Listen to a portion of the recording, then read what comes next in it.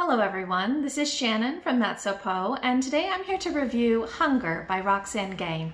This is Gay's memoir of her life up until her 40s, focusing especially on the trauma that she went through as a child and how that has impacted and really strongly influenced the rest of her life. I think that this memoir is so powerful that I wanted to do a standalone review on it rather than just something in my weekly wrap-ups. I think that the audiobook version, which is what I listened to, is extremely good, and I recommend that if anybody is interested in picking up this book, you do the audiobook, which is read by Roxane Gay. Not only is the book itself so well written and so powerful, but hearing it in her own voice was really meaningful for me. This book was so moving and so touching. And I think a real part of that is just how connected to Gay I felt while listening to her tell her story.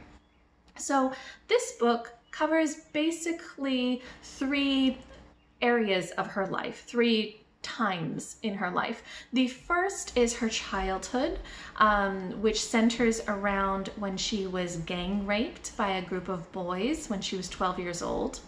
And then it moves into the after, basically what her life was after that gang rape. So her high school and college years, where she was feeling the effects of all of that trauma that happened from the gang rape and descended into a really dark place.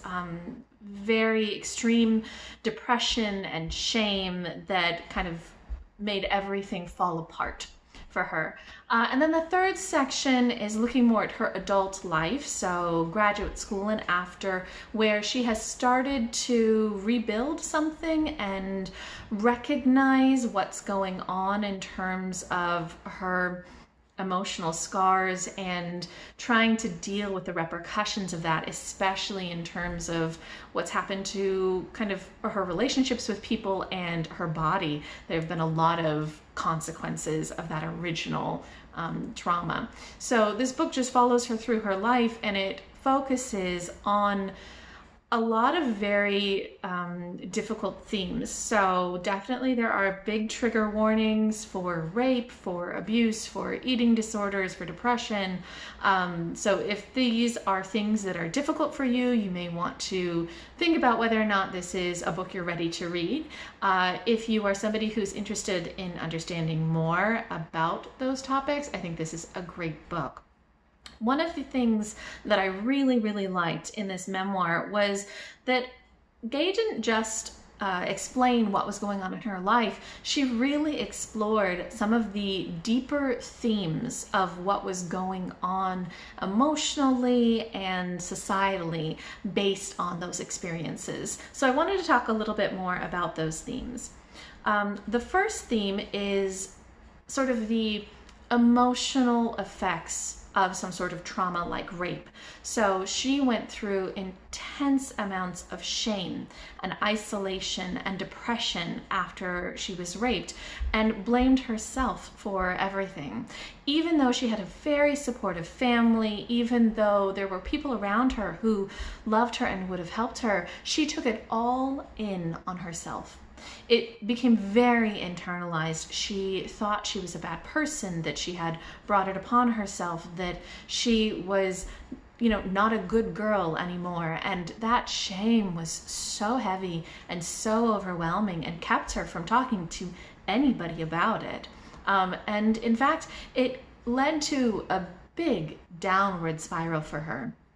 Through high school, which was soon after the rape, she went to a boarding school, and then after that to college, and she isolated herself more and more from the people who loved her and was unable to develop close relationships with people because of this internalized shame, and kind of went on this almost crusade to punish herself.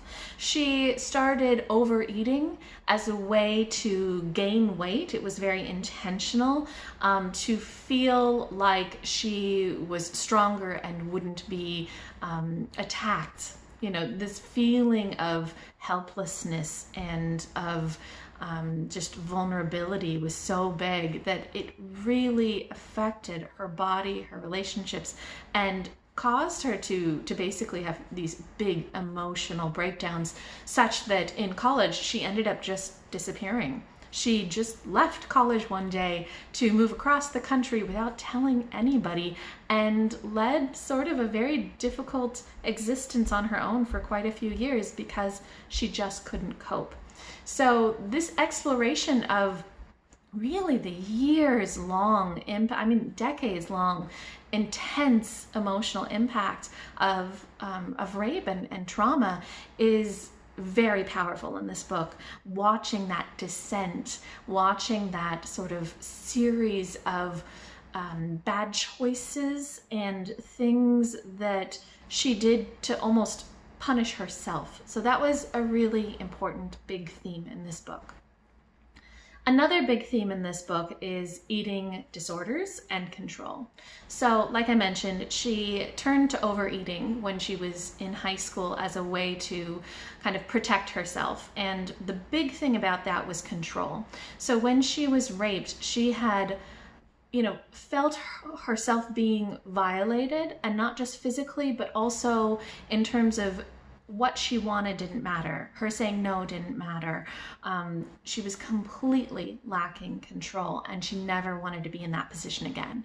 And she knew that if she gained weight, people wouldn't want her, and also she would just be physically bigger and stronger, and almost like a fortress that people could not penetrate. And so that sort of started this eating disorder. And that continued and became a form of protection that she couldn't let go of, even if there was, intense pressure from her family to get her weight under control. She couldn't let go of this method of gaining control. And I have heard that eating disorders in general are often a method of gaining control. They are often a method of when you feel like you don't have control in your life, like things are spiraling out, one of the only things you can control is your own body. And so, I've heard that can be a big motivation that is underlying a lot of eating disorders.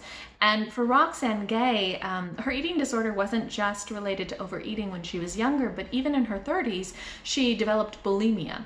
So intentionally as well. It was very intentional that she developed bulimia, where she had experienced so much shaming for being fat, and had wanted to take control of that situation, and turned to bulimia as a way of feeling in control of what she ate and how many calories stayed in her body. Even as she knew that it was such a bad idea, it still was emotionally so important for her to feel in control that she made those choices, and it was very difficult for her to choose to stop that later. So all of these issues of what eating disorders mean, and why somebody would develop an eating disorder, and why it's so hard to let go of an eating disorder, these were really powerful messages, really powerful themes. Another of the big themes that she covers is body size and fat shaming. So in her adulthood, in her 30s and 40s, Roxane Gay, I think especially, is very aware of the effects of all of these eating disorders and the overeating and the gaining weight. And since she has become a very large size, she's now, as an adult, really dealing with the consequences of what does it mean to live in a big body? What does it mean to deal with the societal expectations of women being small? She talks a lot about how women shouldn't take up space, and how, she takes up space, and these judgments and constant feeling of being not a good fit, of being judged, of being unwanted.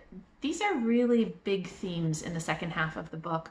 I think that everybody's a little bit aware of the issue of fat shaming, at least in the US, but she goes into a lot of detail talking about things like she hates going to the doctor because if she gets sick with something like bronchitis and goes in, the first thing that happens is that the doctors talk to her about her weight. And obviously weight can be a health issue, but if you're going in for bronchitis, you want to be treated for bronchitis. So, even doctors who are supposed to be there to help, they're judging.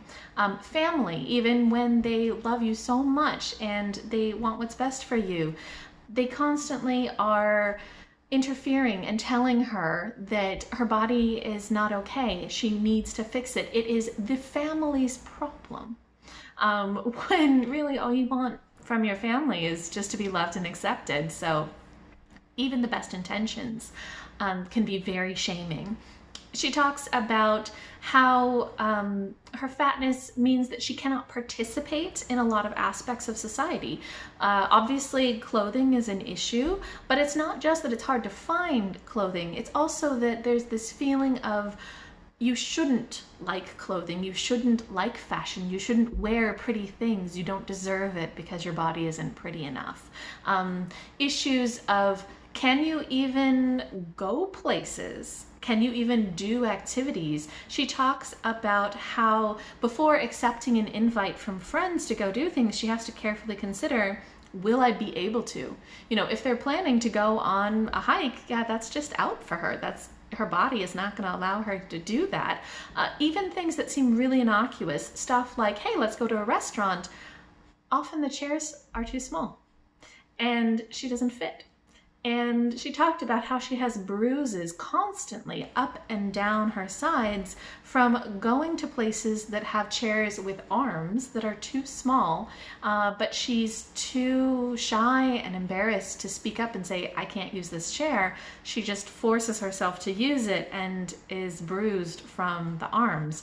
Things like the experience of trying to fly somewhere, and that's a big issue. Even if you're not big, those seats in airlines are so cramped. And then if you are, how does that work? How do you deal with your neighbor? What are the kind of social implications? She's also, I think, very emotionally, very sensitive, very shy. And these experiences are just so anxiety producing for her. It is kind of awful to hear about all these stories and all of these sort of difficult social situations that she finds herself in, that so badly she wants to just live a normal life and she really can't. So that's a big part of this book, just talking about her adulthood, her body size, and a lot of the fat shaming and sort of lack of access to different places because of that. The last big theme, which I think is the main theme of the book, is hunger. And this book is not about physical hunger. This is about emotional hunger. So Roxane Gay, throughout the book, talks about these hungers that she has, these deep, deep desires for various things: to be loved, to be accepted, to accept herself, to be in control, to be safe. And they feel often like this deep pit, kind of an abyss of need.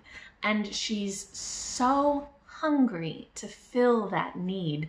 And she just tries so hard, and it's so impossible. It's like a black hole that no matter how much she throws at it, she still needs more. And a lot of the eating disorders that she has have also been ways of handling this. She brings you into these incredibly dark moments of how much pain and anxiety and fear and shame and isolation she feels, and how she's trying so hard to fight against this undertow, but it just keeps dragging her back in.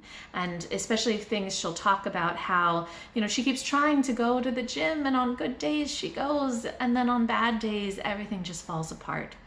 And I think that this exploration of her hunger, her desire, her wish to be better is so powerful. It's such a powerful message, and I think this will really resonate with everybody, because I think maybe most of us don't have that level of kind of internal need that is unfulfilled, but we all fall into periods where, you know, we want to be better than we are, and it's just so hard to battle against ourselves. So this was a really powerful message in the book for me.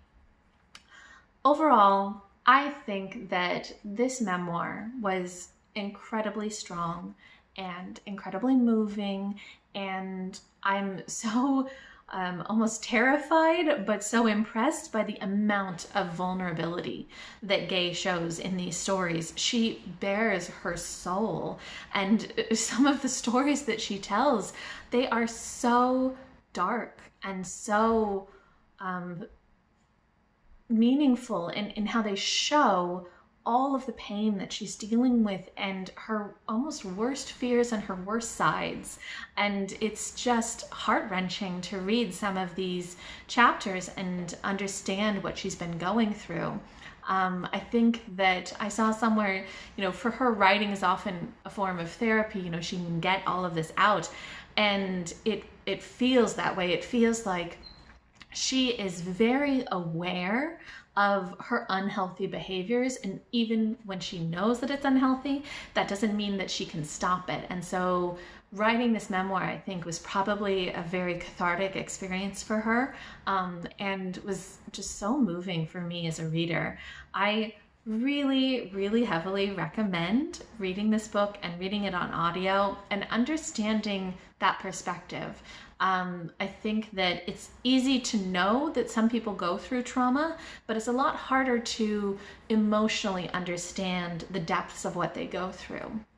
This book really brings you through that experience and shows you what it's like and helps you empathize.